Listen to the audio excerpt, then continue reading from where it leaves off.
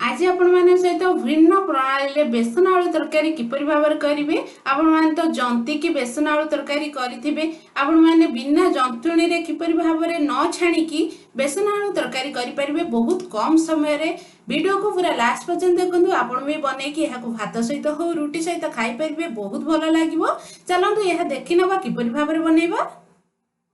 नमस्कार दोस्तों, बंधु रेखास किचन को पुनः स्वागत। आज मुझे आपण मान सहित भिन्न प्रणाली बेसन आलू तरकारी किपरि भाव करेंगे से रेसिपी शेयर करी।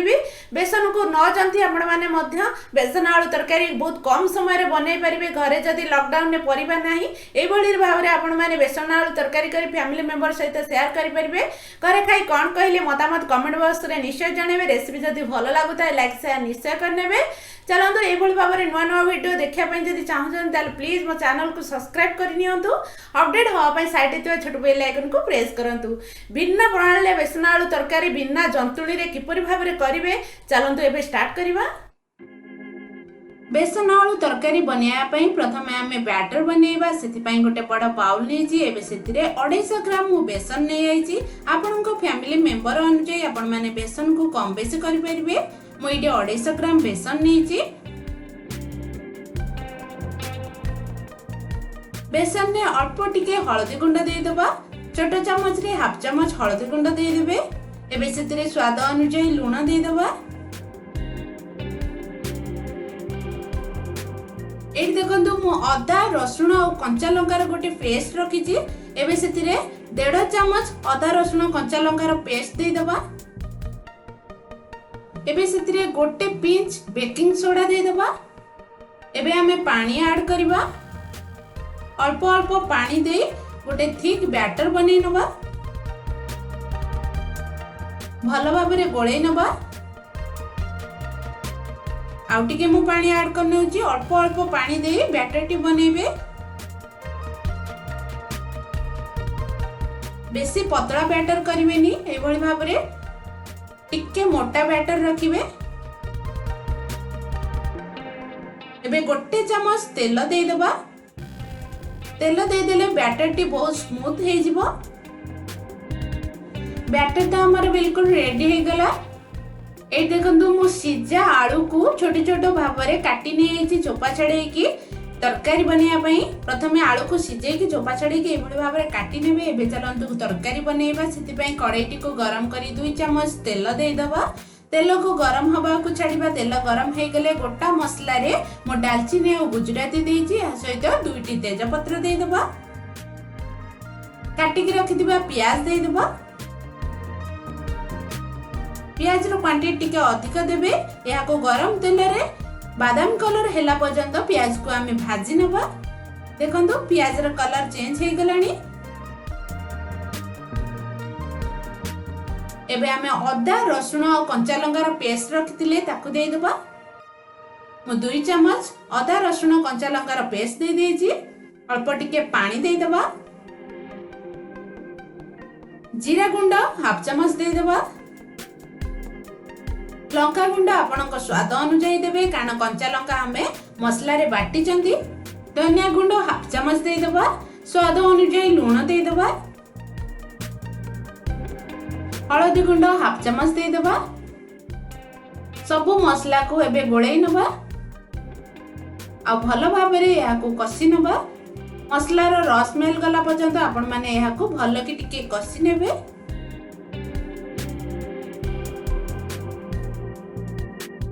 4 रु 5 मिनिट भलो की कसी नेबे। देखंतु मसला हमर बिल्कुल हे गलानी।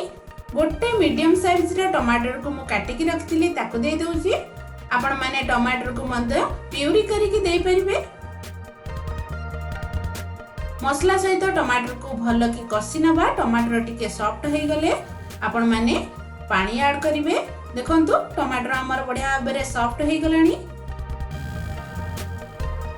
मसला सहित भलो की कसी हे गलानी। एबे हमें पानी ऐड करबा। पानी आपनकर पसंद अनुसार जति की ग्रेवी रखिबे से अनुसार ऐड करिवे।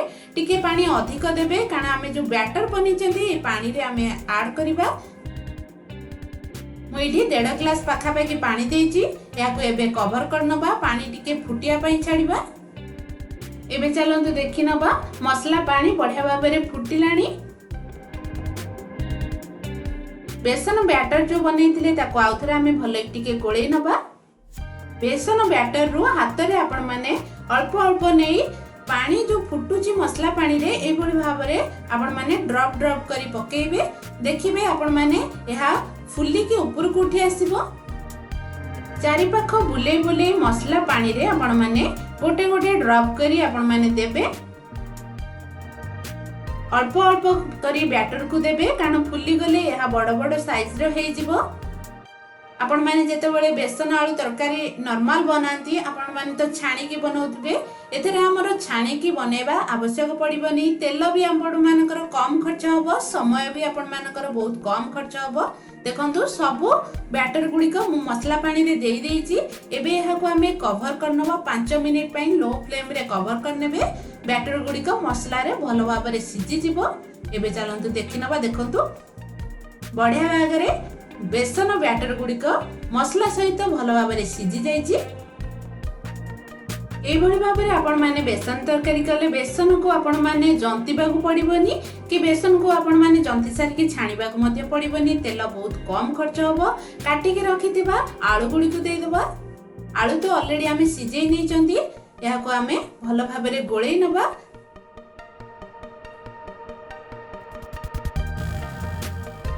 गोळे एहा को हमें कवर करनबा 3 रु 4 मिनिट पई लो फ्लेम रे आलू भलो भाबरे टिके मसला सहित भिजी जिबा पई।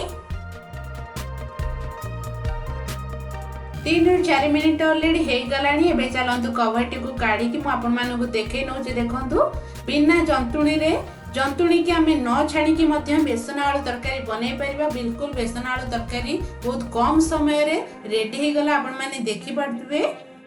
गैस टी को बंद करनबा। एटी मो दालचीनी आ गुजराती की छेची की रखिथिली ताको दे दोची। आपण माने दालचीनी गुजराती छेची बा परिवर्ते गरम मसला मध्ये ऐड करि परिबे। काटी की रखिथिबा धनिया पत्र दे दबा। या को भलो भाबरे गोळै नबा।